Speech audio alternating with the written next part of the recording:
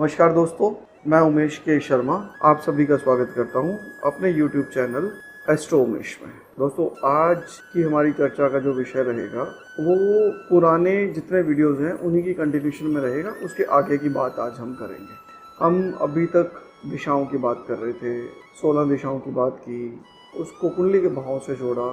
अब हम 12 राशियों की और अपने 12 कुंडली के घरों की और उसके साथ लगती हुई दिशाओं की बात करेंगे। हर राशि की ना अपनी एक दिशा होती है और वो अपने स्वामी ग्रह के साथ जुड़ी हुई होती है। अगर वह दिशा वास्तु के अनुसार बिल्कुल ठीक है तो उसके अपने को पॉजिटिव रिस्पॉन्स मिलते हैं, और उसी में अगर कोई वास्तु दोष हुआ हो तो राशि कितनी भी अच्छी बैठी है, बाई चांस किसी ने जबरदस्ती उसमें कोई या किसी भी कारण से आपकी उस दिशा में, जिस दिशा की राशि है, उसमें कुछ वास्तु दोष हो गया तो वो राशि और उसका स्वामी अपने अच्छे प्रभाव देने की जगह नेगेटिव प्रभाव देने लगेगा। अब एक एक करके हम 12 राशियों को उनकी दिशाओं के साथ और उनके स्वामियों के साथ डिस्कस करते हैं। अच्छा दोस्तों, एक चीज़ याद रखेंगे, जब हम राशि की बात कहते हैं ना तो ये आपकी कुंडली की चंद्र राशि की बात करेंगे। आपका वो सन साइन की बात नहीं करेंगे हम कि आप जिस डेट में पैदा हुए हो, जो जर्नली न्यूज़पेपर में या टीवी चैनल पे या आप नॉर्मली आजकल इंस्टा, यूट्यूब और उन पे देखते हो, ये वो राशि से बिल्कुल रिलेट नहीं करोगे। आप रिलेट करोगे अपनी जन्म कुंडली से, क्योंकि यहाँ हम जो भी कह रहे हैं ना, एस्ट्रो वास्तु की बात करते हैं तो एस्ट्रो वास्तु प्योरली आपकी कुंडली के साथ लिंक्ड होती है।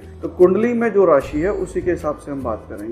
दोस्तों, पहली राशि हमारी मेष राशि है, इंग्लिश में इसको एरिस बोलते हैं। अब ये हमारी कुंडली का प्रथम भाव है, पहली राशि जो है, और इसकी जो दिशा मानी गई है वो ईस्ट मानी गई है, पूर्व दिशा है इसकी। और मेष राशि के जो स्वामी ग्रह हैं वो है मंगल देव की राशि है मेष, और मेष राशि में मंगल देव उच्च के होते हैं। अब मेष राशि का जो आपके जीवन पे प्रभाव होता है, आपके जीवन में ऊर्जा, जोश, नए काम करने की जो डेडिकेशन है, उनकी शुरुआत है, वो सब मेष राशि के थ्रू ही होता है, क्योंकि मंगल की राशि है तो एनर्जी मंगल से रिप्रेजेंट होती है। तो मंगल की राशि है तो मंगल तो आप जानते हैं ऊर्जा के कारक है। अब अगर पॉजिटिव है ये राशि और मंगल आपकी कुंडली में पॉजिटिव बैठे हैं और आपकी ईस्ट डायरेक्शन में कोई भी किसी तरह का कोई वास्तु दोष नहीं है, तो आपको लगेगा कि आप जो भी काम करते हो ना बड़े मस्त तरीके से करते हो, एनर्जी लेवल बिल्कुल हाई रहता है। मतलब लोग आपको आगे कहते हैं ये काम कल तक कर दोगे, आप कहते हो अरे कल किसने देखा है, अभी ले 2 घंटे में। और इसी में अगर आपका दोष हो जाता है या मंगल आपकी कुंडली में थोड़े से भी वीक है तो क्या होना शुरू हो जाएगा कि यहाँ उल्टा काम हो जाएगा। जो काम 2 घंटे में होने का आप वो 2 दिन में करोगे। छोटी सी बात में भी किसी से झगड़ा करके बैठ जाओगे, किसी की बात बुरी लग जाएगी। अब एक होता है गर्व और एक होता है अभिमान, तो इन दोनों में अगर आप फर्क समझ सको ना तो इस आदमी को अपनी चीज़ों पर गर्व होने की जगह ईगो हो जाती है, और वो छोटी छोटी चीज़ों में ना ईगो के कारण किसी ने उसको कहा भले की चीज़, और अगर मंगल नेगेटिव में है या ईस्ट डायरेक्शन में कोई वास्तु दोष हुआ है तो ये छोटी सी बात पे बात का बतंगड़ बना के बैठ जाएगा कि अच्छा ऐसा कैसे बोल दिया, अरे नहीं वो मेरे फायदे की बात कह ही नहीं रहा था, आपने समझी नहीं उसकी बात, आप तो बीच में ध्यान नहीं दे रहे हो, वो नेगेटिव कह रहा था। इस तरह की बातें करने लग जाते हैं ये लोग। तो इसका सबसे बेस्ट उपाय यही है कि आप अपने घर की ईस्ट डायरेक्शन को चेक करें और ये देखें कि उसमें कोई वास्तु दोष है या नहीं है। नेक्स्ट डायरेक्शन आती है हमारी वृषभ, जिसका टॉरस भी बोलते हैं। ये शुक्र देव इसके स्वामी हैं और इनकी जो दिशा है वो आपके घर की साउथ ईस्ट दिशा है। अब आपने बहुत सारी वीडियोस में, हमारी वीडियोस में भी, औरों की वीडियोस में भी देखा होगा कि साउथ ईस्ट घर में पैसा लाने वाली दिशा है। अब साउथ ईस्ट दिशा है, शुक्र कारक है, वृषभ राशि है, तो आप समझ ही गए कि ये राशि हमारे लिए कितनी महत्वपूर्ण है। जिनकी भी वृषभ राशि है वो एक चीज जरूर ध्यान रखें, अगर उनका शुक्र आपकी कुंडली के 5वें घर में बैठा है तो आपको जो भी करना है बहुत सोच समझ के करना है। खासकर आज के युग में हो गया ये कि हम किसी का नाम कोट नहीं करेंगे। एक देवी जी हैं जो इंस्टा पे बहुत फेमस है और क्या वीडियो बनाती हैं, बहुत अच्छे वीडियो बनाते हैं लुक वाइज, पर ज्ञान की दृष्टि से अधूरे ज्ञान के साथ वीडियोस बनाती हैं। वो जनरली अपनी वीडियोस में कोट करती हैं कि आपने शुक्र को उच्च का करना है तो फ्राइडे के दिन अपनी महिला मित्र को शराब पिलाएं, उसके साथ पब में जाएं, बार में जाएं, डेट करें। एक्स्ट्रा मैरिटल अफेयर को भी कई बार वो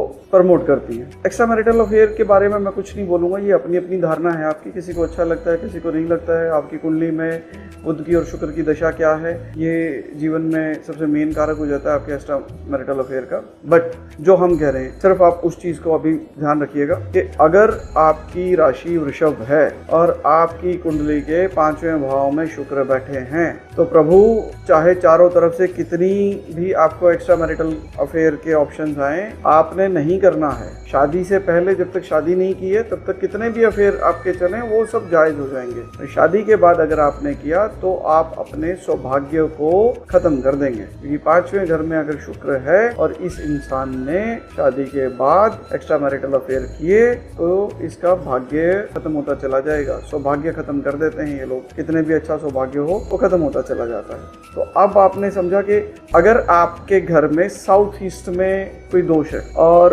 आपकी कुंडली में के पंचम भाव में शुक्र बैठे तो आप देखिएगा कि कितना भी शरीफ जातक हो, चाहे लड़का है चाहे लड़की है, उसको अपोजिट सेक्स से प्रपोजल आने स्टार्ट हो जाएंगे। जिसको जानता भी नहीं वो भी साथ चलने को तैयार होगा। आपने बचना है, बहुत बच के चलना है, क्योंकि ये जो डायरेक्शन है ना साउथ ईस्ट की और वृषभ राशि का कारण क्या है, ये आपके जीवन में ऐश्वर्य, कला, सुख, सम्मान, लग्जरी सबकी कारक यही है। और अगर इसमें दोष हो गया तो छोटे छोटे नुकसान, मियाँ बीबी में तनाव, सारा दिन कहीं ना कहीं आपको ऐसा फील होगा कि आप यहाँ भी बेइज्जत हो गए, वहाँ भी बेइज्जत हो गए, छोटी छोटी बातों पे आपके सम्मान की हानि होने लगेगी। तो हमने 3 चीजें यहाँ बताई साथ साथ में। पहला तो ये कि आपने जो अपनी राशि देखनी है वो चंद्र राशि देखनी है। आपकी कुंडली में चंद्रमा जिस राशि में बैठे हैं वो आपकी राशि है, ठीक है जी। मैं एक बार फिर दोबारा बोलता हूँ, आपकी लगन कुंडली में चंद्रमा जिस राशि में बैठे हैं वो 12 बक्से बने हुए होते हैं ना, उन 12 बक्सों में देखोगे आप 1 से 12 तक के नंबर लिखे हुए होंगे। तो जहाँ मून लिखा है या चंद्र लिखा है वहाँ जितना नंबर लिखा है वो आपकी राशि का नंबर है, ठीक है। आई थिंक क्लियर हो गया होगा सबको,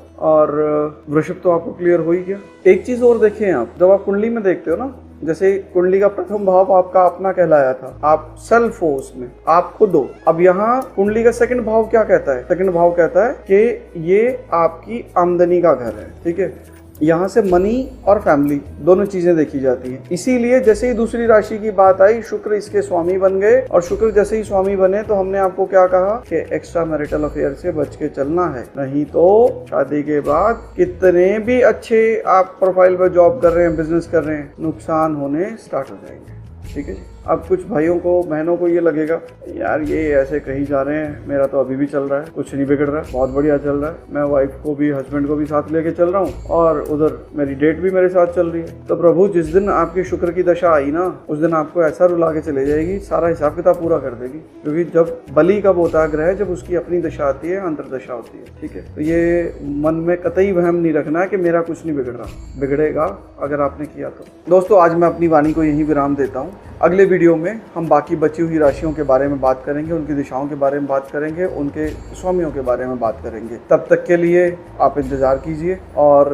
हमारे मोटिवेशन को बढ़ाने के लिए, ताकि हम ऐसे ही आपके लिए वीडियो बनाते रहें। जो आप कर सकते हैं वो आपको पता ही है, तो बार बार मेरे कहने से ऐसा कोई लाभ स्पेशल तो होने वाला नहीं है। आप सभी समझदार हैं। अगर आपको लगता है कि मैं कुछ अच्छा कर रहा हूँ जो आपके लिए बेनिफिशियल हो रहा है, तो मैं अपना कर्म कर रहा हूँ, आप अपना कीजिए। धन्यवाद, नमस्कार।